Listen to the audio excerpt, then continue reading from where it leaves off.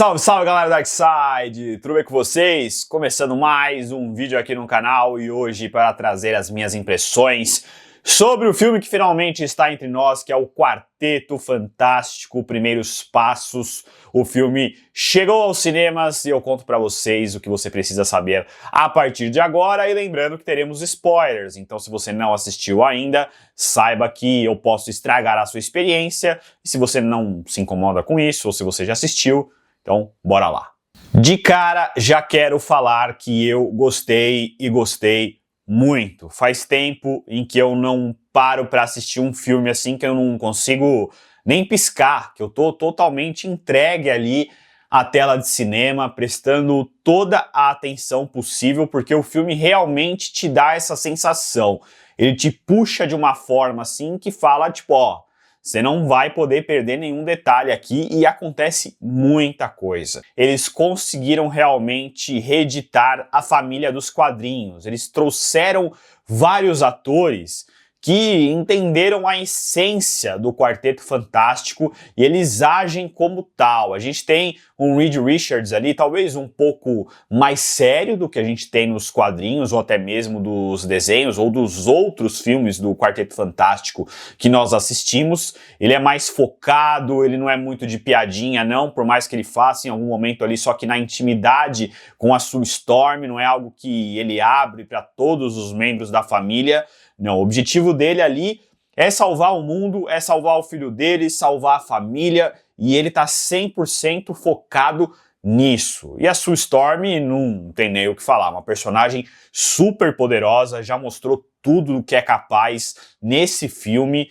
Tá certo que o Coisa talvez tenha ficado um pouquinho de lado, a gente não conseguiu ver ele muito em combate, a não ser ali no final. O Johnny já apareceu mais vezes, porque ele teve uma interação direta com a Surfista Prateada, e em outros momentos ele foi o dono da tela, e isso eu achei bastante interessante. Não foi um Johnny assim meio bobão, um cara meio despreocupado. Ele tem aquele jeito dele lá mulherengo, ele deixou isso claro em vários momentos, mas ele também mostrou que está muito empenhado em assumir o papel que ele precisa desempenhar. Inclusive no final do filme ele estava disposto a se sacrificar. Eu não sei se a gente veria isso nos outros Johnnys dos filmes do Quarteto Fantástico, e foi realmente impactante. É o que eu digo, que todos os atores acabaram entregando o que se esperava deles, porque são ótimos atores, mas eles trouxeram uma história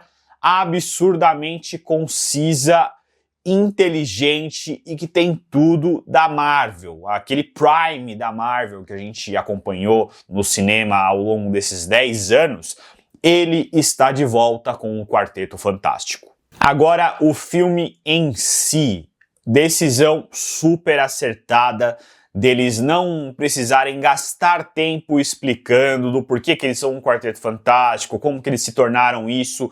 Começo do filme, 2 minutos, eles já mostraram o que ocorreu. Aquele tempo que a gente está vivendo ali, já se passou 4 anos desde que eles foram absorvidos pela poeira cósmica e eles já são super-heróis, e eles já evoluíram a humanidade como um todo, trouxeram vários avanços, e é dali pra frente. A gente vai ver o que está acontecendo, até no momento assim em que a Sue Storm fala que tá grávida e que a gente acha que vai cair no marasmo, chega a Surfista Prateada. Então o timing do filme foi perfeito. Eles explicaram rapidamente como que eles chegaram até aquele ponto, apresentaram a ameaça que a Surfista vem anunciar a chegada do Galactus e que o mundo está condenado, e a partir daí eles precisam lidar com aquele problema. Aliás, problema esse que eles jogaram para outro mundo.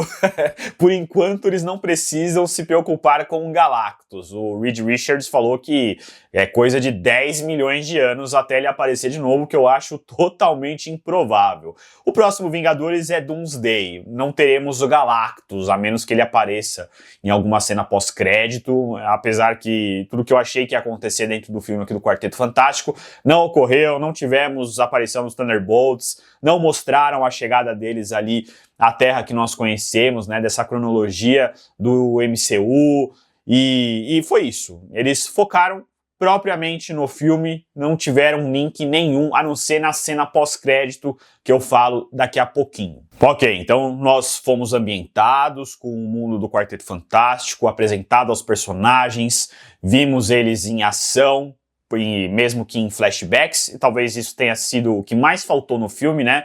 Ele teve ali só 1h55 e o combate em si ele ficou em segundo plano. A gente não viu muito do Quarteto Fantástico em ação. Teve no início do filme ali, como eu falei, eles explicando a origem do Quarteto Fantástico e mostrando eles em ação. E no final ali na batalha contra o Galactus. Mas o grande mote, o core mesmo da questão da história está no filho do Reed Richards com a Sue Storm, que é uma criança super poderosa. Até então eles não sabiam disso, né? A gestação foi tranquila, eles ficaram preocupados, né, do que poderia vir, afinal é o filho de duas pessoas que foram expostos a uma anomalia e eles não são normais, né? Afinal o cara estica, ele é de borracha, a mulher fica invisível, ela controla a luz e isso poderia gerar uma criança diferente. Durante toda a gestação isso não ficou evidente, eles não tiveram qualquer tipo de contato que indicasse isso, até chegar no momento de confrontar o Galactus. Aí ele falou, eu não vou destruir o mundo de vocês se vocês me derem a criança. O Galactus fala muito de maldição, que ele tem que devorar os mundos para saciar a fome dele e que ele precisa se livrar daquilo de alguma forma e que a criança é a chave. Obviamente eles não iam entregar a criança para o Galactus e voltaram para o mundo. Beleza, a gente sabia que tinha ali algum tipo de potencial, mas nos momentos finais, quando a Sue Storm consegue jogar o Galactus para armadilha temporal, e ela acaba morrendo porque ela gastou toda a energia para aquele momento, a criança, que é um bebezinho de, sei lá, não tem nem um ano ainda, conseguiu trazer ela de volta à vida. Isso significa que ele é super poderoso. Mas quem é o Franklin no final das contas? Ah, mas o que esse bebê tem de especial? A gente não viu nada dele ainda nesse universo da MCU ou qualquer outro filme que a gente tenha assistido que não faz parte da cronologia como nós conhecemos. Ele é muito famoso dentro dos quadrinhos e, assim, se ele aparecesse toda hora, ia ser até um confronto meio injusto, porque ele é classificado como um mutante nível ômega. E isso significa o quê? Que ele é um dos mais poderosos, se não o mutante mais poderoso do MCU. Por isso que da cena pós-crédito ali pode estar causando pavor em muita gente, mas eu já chego lá. Essa criança, vocês viram a força dela. Já a bebê ali, ele conseguiu ressuscitar uma pessoa. E o poder dele é justamente fazer o que ele quiser. Ele pode criar outra dimensão, ele pode destruir mundos no estalar de dedos. O Thanos teve que se matar para conseguir as joias do infinito, ele não precisa disso, só para você ter uma noção. Por isso que ele não é um personagem que vai ter muito tempo de tela. E eu não sei nem como que eles vão utilizar isso para Vingadores Doomsday, mas já deixou bem claro que ele é a chave talvez para o poder do Doom, ou para poder derrotar o Doom, ou quem sabe o Galactus não vai aparecer, porque precisa de uma pessoa com esse tipo de poder para acabar de vez com o Galactus. O Quarteto Fantástico foi lá e pôs um band-aid em cima do problema e ele vai aparecer em algum momento e até então vai ser problema de outra pessoa, outro universo, outro mundo que sabe-se lá se terá condições de enfrentá-lo. Basicamente, a história trouxe isso, de todos esses pilares que eles precisavam representar dentro do filme, eles passaram assim de forma sutil e extremamente elegante. Eles passaram o recado que eles tinham, prepararam o ambiente para Vingadores, que só vai ocorrer lá em dezembro de 2026, inclusive esse ano mais nada de Marvel no cinema. Teremos só algumas séries, a maioria delas animações, que vão sair diretamente na Disney, mas no cinema mais nada de Vingadores, mais nada de herói, mais nada de ninguém. Vamos ter contato só em 2026, o que é uma pena, mas eu acho que é uma decisão acertada, porque tem muita coisa de herói saindo. Tem a DC agora, de novo, nesse mundo com Superman, tem Batman para sair no ano que vem. E o terreno agora para você pavimentar é um pouco mais difícil, até porque as pessoas conhecem tudo de herói, elas estão talvez até cansadas de verem heróis, e eles estão lidando com isso. Não à toa eles trouxeram de volta o Robert Downey Jr., o Kevin Feige foi lá e convenceu os irmãos Russo a voltarem, porque eles querem dar mais vida à história que a gente conhece. Pô, quadrinho saía toda semana, quadrinho tem uma infinidade de coisas, tem um monte de história para contar, só que o investimento era muito menor do que você ter que fazer um filme. Então você precisa de alguma forma tentar se pagar, e é o que eles estão buscando, aliando isso em termos de negócios, com também a agradar o público que estava faltando. A gente sentia que eles estavam só tentando fazer dinheiro ali, do que propriamente trazer alguma coisa nova ou apresentar algum herói de forma diferente e que fosse consciente com tudo que eles construíram. Menção honrosa aqui a Julia Garner, que viveu a Surfista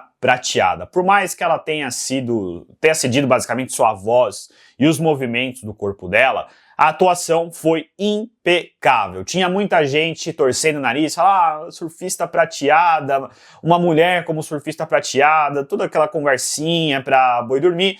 Ela foi super bem, achei interessante a interação que ela teve com o Johnny, inclusive foi a única mulher ali que despertou algum interesse de verdade no Johnny, e eles trouxeram a origem dela justamente nessa conversa que ela teve com o Tocha Humana. Foi muito legal e impactante, e é o que acaba virando a chave dentro da cabeça dela para empurrar o Galactus para dentro ali da fenda e ele acabar sumindo daquele mundo, justamente porque o Johnny relembrou o que ela tinha vivido e o que ela teve que fazer em prol do mundo dela, e que aquela boa pessoa ainda estava lá de alguma forma, e a gente vê isso acontecer, é tipo uma redenção. O Surfista Prateado nunca foi propriamente um vilão, ele é sempre um antagonista que tá ali, por mais que ele brigue várias vezes com o Quarteto Fantástico, o objetivo dele não é aniquilar a humanidade, por exemplo. Ele tem esse tipo de redenção, no filme veio até que mais rápido, foi bem legal. Como eu disse, o filme tem só 1h55, eles precisaram agilizar algumas partes. Chegando agora nas cenas pós-créditos. A primeira é muito relevante para a história e principalmente para o próximo filme dos Vingadores, que é justamente a chegada do Doom. Em 2 momentos ele é retratado no filme. Logo no começo, quando tem meio que uma convenção entre os países, e tá aí Lativéria, que é justamente de onde o Doom é, e ele não tem nenhum representante, ele não foi até lá.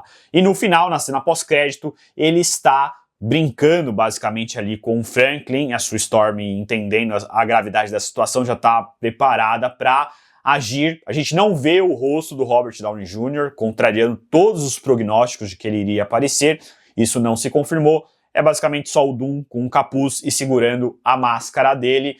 E dali em diante a gente deve ter o começo dos Vingadores Doomsday. Eu não diria que eu vou apostar, porque a minha aposta que os Thunderbolts iriam aparecer não ocorreu, mas de alguma forma deve ter esse link do tipo o Quarteto Fantástico chegando na Terra, talvez fugindo agora com a criança, ou talvez o Victor Von Doom vai sequestrar o Franklin para tentar drenar o poder dele ou utilizar o poder dele para alguma coisa.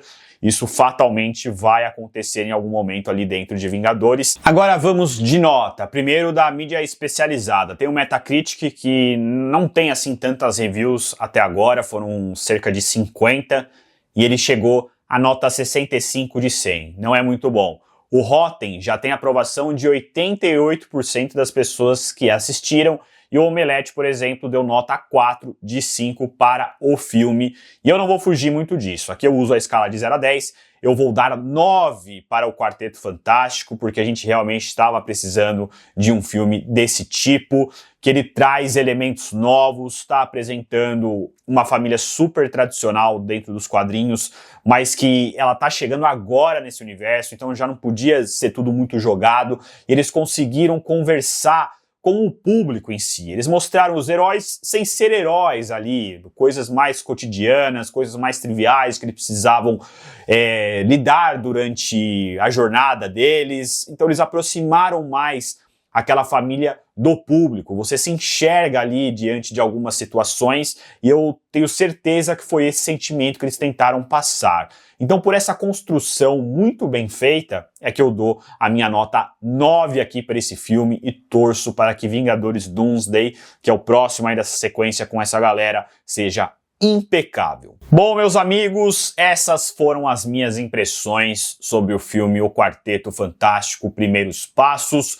e eu quero saber de você que está me assistindo. Você gostou? Não gostou? Vai assistir? Não está pensando em assistir? Quero saber de você aí nos comentários. Para você que já é de casa, sabe muito bem o que é necessário fazer agora. Deixa o like no vídeo, compartilha com os amigos, não deixe de comentar, por favor, vamos discutir amplamente, porque afinal até o próximo filme vai demorar bastante. E para você que está me vendo aqui pela primeira vez, seja muito bem-vindo. Eu sou Afonso Malatesta, é um prazer tê-lo aqui comigo e conto com a sua inscrição no canal, porque afinal de contas temos conteúdo novo toda semana. Fechado? Então até a próxima, muito obrigado, valeu!